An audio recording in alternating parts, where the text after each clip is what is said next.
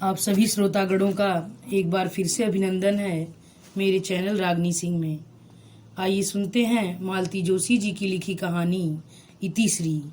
कहानी शुरू करने से पहले आप सभी लोगों से मेरा विनम्र अनुरोध है कि मेरे द्वारा सुनाई जाने वाली यह कहानी आप लोगों को अगर पसंद आए तो कृपया मेरे चैनल को सब्सक्राइब, वीडियो को लाइक करना मत भूलिएगा। तो शुरू करते हैं आज की कहानी इतिश्री। आज खाना नहीं बनेगा क्या? कब से बन गया है। फिर परोसने का मुहूर्त कब है? जब आप कहें। मतलब कहना पड़ेगा तभी खाना मिलेगा। रमा ने कोई जवाब नहीं दिया और वह रसोई में चली गई। जवाब देती तो पतिदेव को और कोई नुक्सा मिल जाता। सीधी बात करना तो इस आदमी ने सीखा ही नहीं है। जब भी मुंह खोला है उल्टी सीधी बात ही निकली है। खाने की बात को ही ले लें, अगर अपने से खाने के लिए कहेगी तो ठीक है, क्या तुम कहोगी तभी खाना पड़ेगा? तुम्हें तो बस काम निपटाने की पड़ी रहती है, चाहे सामने वाले को भूख हो या ना हो। इसीलिए आजकल वह बुलाती नहीं है, जब कहते हैं तभी परोसती है। थाली लगाकर उसने आवाज़ दी, आ जाइए। पतिदेव आकर बैठ गए। आते ही पूछा, तुम्हारी थाली कहाँ है? मैं बेटू के साथ खा लूँगी। वे हजरत पूरे शहर की खाक छान कर आधी रात को लौटेंगे, तब तक भूखी बैठी रहोगी? मुझे आदत है। अच्छा, आपकी माँ आपके लिए आधी आधी रात तक खाना लिए बैठी रहती थी। आप दोनों से पहले मेरे खाने का सवाल ही नहीं उठता था। चाहे गोद में बच्चा हो या पेट में, मुझे तो रुकना ही पड़ता था। मेरी माँ को मरे कई बरस हो गए हैं, उसे क्यों कोस रही हो? कोस नहीं रही, आपको याद दिला रही हूँ कि बेटा भूखा हो तो माँ के गले से ग्रास नहीं उतरता।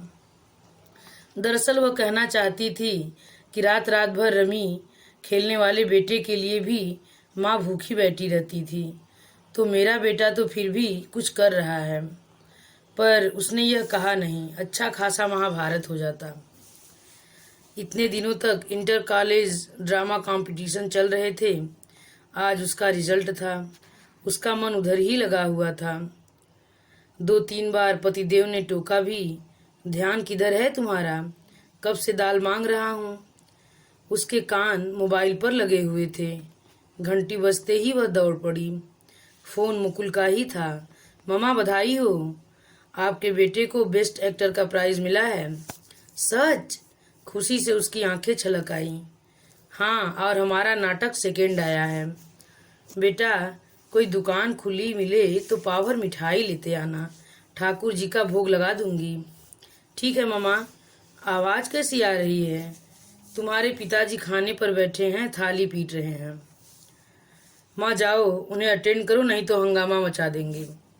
रसोई में आते ही उसने कहा, थाली क्यों बजा रहे थे? तुम बीच में कहाँ गायब हो गई थी? सब कुछ सामने तो रखा था। तुम कौन सा पहाड़ खोदने गई थी? फोन लेने गई थी। ऐसा किस लाट साहब का फोन था कि तुम्हें यह भी याद नहीं रहा कि मैं थाली पर बैठा हूँ? बेटू का फोन था। और फिर उसने हर्ष विह्वल होकर कहा, आज ड्रामा कंपटीशन का रिजल्ट था ना, आपके बेटे को बेस्ट एक्टर का प्राइज मिला है। तुम तो ऐसे हुलस रही हो जैसे तुम्हारा बेटा दिलीप कुमार बन गया हो। आज की तारीख में तो वह मेरे लिए दिलीप कुमार ही है। और फिर अनुनय भरे स्वर में बोली, देखिए, आपसे एक रिक्वेस्ट है। आज वह घर लौटे तो उससे रोज की तरह बहसबाजी मत कीजिएगा। उसकी सारी खुशियों पर पानी फिर जाएगा। ये आपका हुक्म है जो मानना पड़ेगा? नहीं, ये मेरी रिक्वेस्ट है, हाथ जोड़कर विनती है। तुम माँ बेटे को मेरा बोलना इतना बुरा लगता है? आपका बोल ही इतना कड़वा है तो बुरा तो लगेगा ही। और हम दोनों को ही नहीं, आपकी लाडली को भी आपका बोलना बुरा लगता है। अच्छा, अभी 2 दिन पहले ही उसका फोन आया था। कह रही थी कि पापा से कहो कि जो कुछ कहना हो मुझसे कहा करें, नवीन से बात न करे प्लीज़। कह रही थी पापा तो कह सुनकर अलग हो जाते हैं, उसका ताप मुझे झेलना पड़ता है। अगले 4-5 दिन तक घर का वातावरण कसैला हो जाता है। आपने नवीन को फ़ोन किया था? हाँ किया था। किसी से डरता हूँ क्या? फ़ोन क्यों किया था? उसका बाप गांव की ज़मीन बेचकर आया है, तो पूछ रहा था कि तुम्हारे हिस्से कुछ आया कि तुम्हारा कलकत्ता वाला भाई सब बटोर कर ले गया। आपको यह सब पूछने की क्या ज़रूरत थी? यह उनका घरेलू मामला है। उस घर में मेरी बेटी भी ब्याही है, लेकिन आपकी ये बात आपकी बेटी के खिलाफ ही जाती है ना। घर वाले तो यही समझते हैं कि उसने यह सब कुछ पूछवाया होगा। कह रही थी कि इतनी सी बात के कारण घर में भारी कलह हो गई। देखिए, आपकी अच्छी बुरी बातें हम घर वाले झेल लेते हैं, झेलनी ही पड़ती है, लेकिन दामाद आपकी बात क्यों सुनेगा? उसने पलटकर कुछ जवाब दे दिया तो आपकी क्या इज्जत रह जाएगी? तुम्हें क्या लगता है वह नालायक चुप रह गया होगा? जानती हो उसने क्या कहा? क्या कहा? उसने कहा, मेरे पिता अभी जीवित हैं, बंटवारे की नौबत नहीं आई है, पर आप घर का सौदा करते समय बेटी को याद रखिएगा, उसका हिस्सा मत डकार जाना। उस नालायक को कैसे पता कि मैं घर बेच रहा हूँ? आप घर बेच रहे हैं? पतिदेव एकदम चौंके। अनजाने अनचाहे उनके मुंह से सच निकल गया। अपने को संभालते हुए बोले, बिल्डर को दे रहा हूँ। इस पुराने घर की साज संभाल अब मेरे बस की नहीं है। बिल्डर इसे नई शक्ल सूरत दे देगा, अपने लिए एक फ्लैट भी देगा, और तब तक के लिए वह हमारे रहने की व्यवस्था करेगा। बात हो गई है। और वे उठ गए। रमा दोनों हाथों में सिर दिए बैठी रही। घर बेचने की बात पर रमा को जरा भी आश्चर्य नहीं हुआ था। पति की पिछली कारगुजारियों को देखकर तो लगता था यह अब तक तो हो जाना था। उसे कोई मोह नहीं था। वह बस यही चाहती थी कि बेटे की नौकरी लगने तक सिर पर छत बनी रहे। उसके बाद वह न घर का मुंह देखेगी न घर वाले का। बिल्डर वाली बात पर भी उसे खास भरोसा नहीं था। यह आदमी किसी भी दिन उसे सड़क पर खड़ा कर देगा, वह जानती है। बहुत पुरानी एक बात याद आ गई। शहर के बाहर उन लोगों का आम का बगीचा था। अक्सर परिवार के साथ, मित्रों के साथ, सखियों के साथ वहाँ पिकनिक मनाती थी। आम के मौसम में इतने आम आते थे कि अचार मुरब्बे से बरनियां भर जाती थीं। ढेरे आम टोकरों में भर भर मोहल्लों में रिश्तेदारों में बंटते थे। एक बार पूरा सीजन निकल गया, घर पर एक आम नहीं आया। उस समय उसकी सास जीवित थी। वे ताव खाकर एक दिन ठेकेदार के घर पहुंच गईं और उसे खूब खरी खोटी सुनाई। उसने पांव पकड़ लिए। बोला, माँ जी, मैं नौकर आदमी हूँ, मालिक की आज्ञा बिना किसी को आम कैसे दे सकता हूँ? घर पर देने के लिए भी मालिक की आज्ञा चाहिए। ठेकेदार समझ गया। बोला, आपको शायद पता नहीं है, भैया ने बाग बेच दिया है, नए मालिक ने मुझे रख लिया है, यही मेहरबानी है। माँ जी तो सन्न रह गईं। ठेकेदार ने टोकरी भर आम थैले में भरकर उन्हें देने चाहे तो वहीं पटक कर चली आईं। घर आकर बेटे को आड़े हाथों लिया तो उन्होंने अत्यंत निर्लिप्त भाव से कह दिया, बाबूजी की 13वीं का कर चुकाना था, इसलिए बेच दिया। तुम्हारे बाबूजी को गुजरे तो 3 बरस हो गए। हाँ, तो इन 3 वर्षों में सूद मूल से भी ज्यादा हो गया था। क्या करता? बेटे की इस साफ गोई पर माँ जी चकित रह गईं।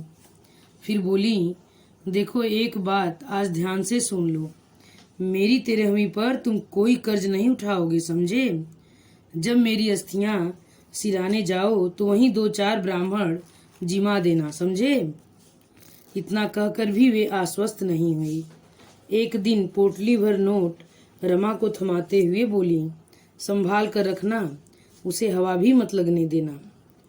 ये इतने सारे रुपए काहे के लिए? मेरी अंत्येष्टि के लिए, मेरी लकड़ी के लिए चंदा करके मुझे बेइज्जत मत करना। मुकुल की बहू के लिए चेन रखी थी, उसे बेचकर ये पैसे लाई हूँ। माँ जी ने बेटे को अच्छे से परख लिया था। जिस दिन उनकी अंतिम यात्रा निकलने को थी। घर बाहर लोगों की भीड़ जुट गई थी। ऐसे में पति ने उसे कमरे में बुलाया। तुम्हारे पास कुछ पैसे हैं? आपके पास माँ की अंत्येष्टि के लिए भी पैसे नहीं हैं? अरे ये सब एकदम हो गया।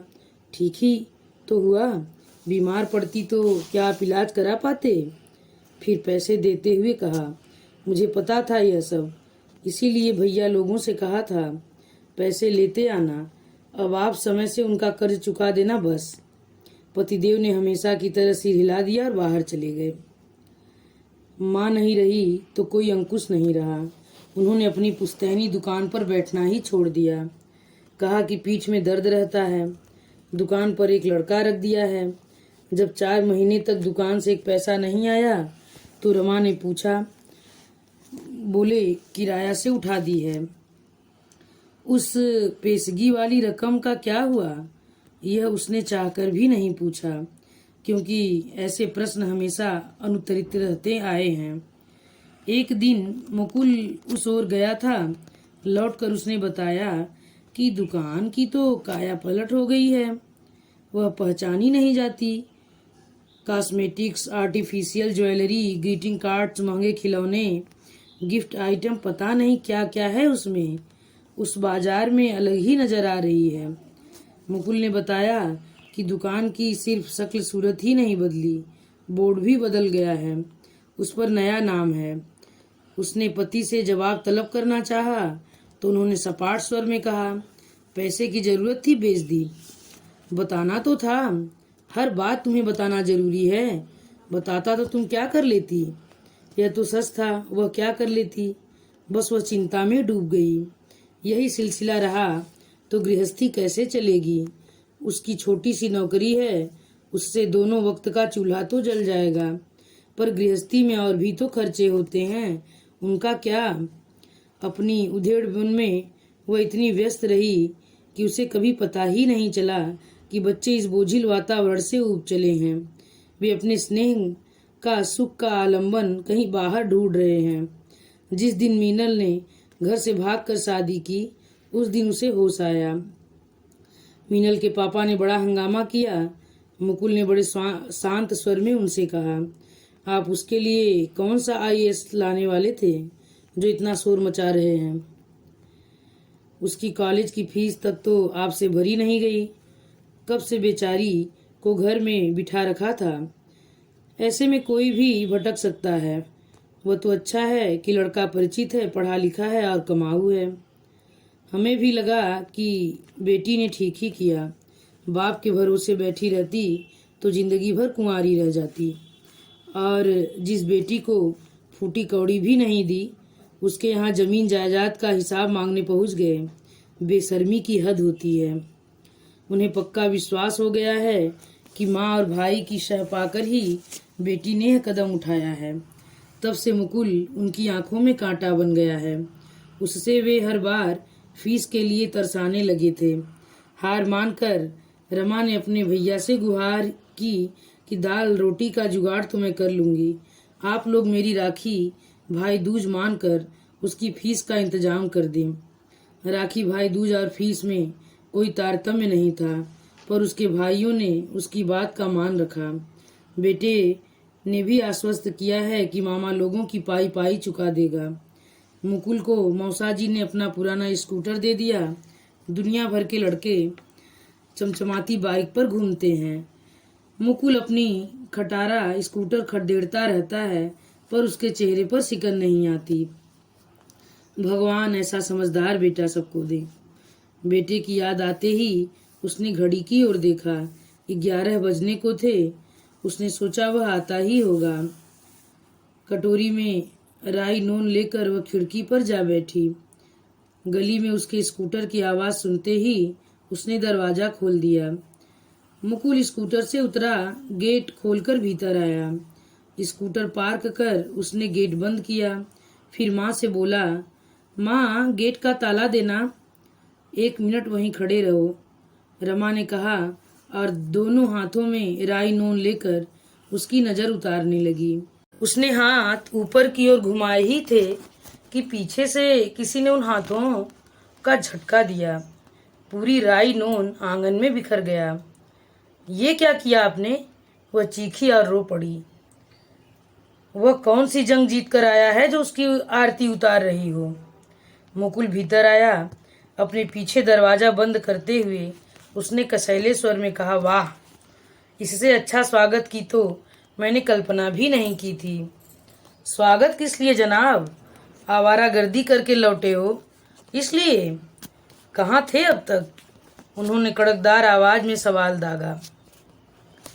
पापा, रोज रोज एक ही प्रश्न पूछते हुए आप बोर नहीं होते? लेकिन मैं उत्तर देते देते उब गया हूँ, कुछ नया सोचिए ना। अच्छा, तो यह बताओ, कॉलेज पढ़ने जाते हो या नाटक करने? यह प्रश्न पूछने का अधिकार सिर्फ उन्हें है जो मेरी फीस भरते हैं, मुकुल ने सपाट स्वर में कहा। बदतमीज! आवेश में उनका हाथ उठ गया, पर दूसरे ही क्षण वह जवान बेटे की बलिष्ठ मुट्ठी में कैद था। वह कसमसा गए। लगा कि और कुछ पल यह मुट्ठी ऐसी ही कसी रही तो उसकी कलाई चटक जाएगी। जैसे ही बेटे ने हाथ छोड़ा, वे फुफकार उठे, निकल जा मेरे घर से, अभी इसी वक्त। यह घर मेरे दादा परदादा का है। इसमें रहने का मुझे भी उतना ही हक है जितना आपको। जब आप अपना घर बनाएंगे उससे बेशक मुझे बेदखल कर सकते हैं। मुझे कानून सिखाएगा तू? मम्मा, आप खाना लगा दो, मैं फ्रेश होकर आता हूँ। यह बहस तो चलती रहेगी। वह अपने कमरे में चला गया। रमा रसोई की ओर मुड़ी तो उन्होंने आवाज दी, सुनो। रमा रसोई के दरवाजे पर रुक गई। आज अगर तुमने उसे खाना दिया तो मेरा मरा मुंह देखोगी। रमा ने गर्दन को एक ओर झटक दिया और रसोई में जाकर खाना गर्म करने लगी। वे रसोई के दरवाजे पर आकर खड़े हो गए। तुमने सुना नहीं मैंने क्या कहा? मेरा मरा मुंह देखोगी जो उसे आज खाना दिया। रमा टेबल पर थाली कटोरी लगाती रही। उन्होंने फिर कहा, तुमने सुना नहीं मैंने क्या कहा? मेरा मरा। सुन लिया भाई, सब सुन लिया, उसने झल्ला कर कहा। कितनी बार वही वही बात कहेंगे? What is the problem? पीछे से मुकुल की सख्त आवाज आई। उन्होंने देखा उसकी आंखें अंगार हो रही थी। वे सहमकर पीछे हट गए। मुकुल के भीतर आते ही उसने कहा, आजा बेटा, सब गर्म कर दिया है, आराम से बैठकर खा ले। मैं बाहर जाकर दरवाजा बंद कर लेती हूँ, नहीं तो शांति से खा नहीं पाएगा। बाद में मैं आकर समेट लूंगी। तुम खा चुकी माँ? हाँ बेटा, मुझे लगा तुम लेट हो जाओगे इसलिए खा लिया। अब तुम आराम से बैठकर खाओ, कहते हुए बाहर निकल आई और उसने दरवाजा बंद कर लिया। बाहर वे जले भुने बैठे थे। मैंने तुमसे कुछ कहा था? मैंने भी आपसे कुछ कहा था, यही कि आज आप उससे बहसबाजी मत करना, नहीं तो उसकी सारी खुशी पर पानी फिर जाएगा। पर आपने मेरी बात नहीं मानी, रोज की तरह हंगामा कर दिया।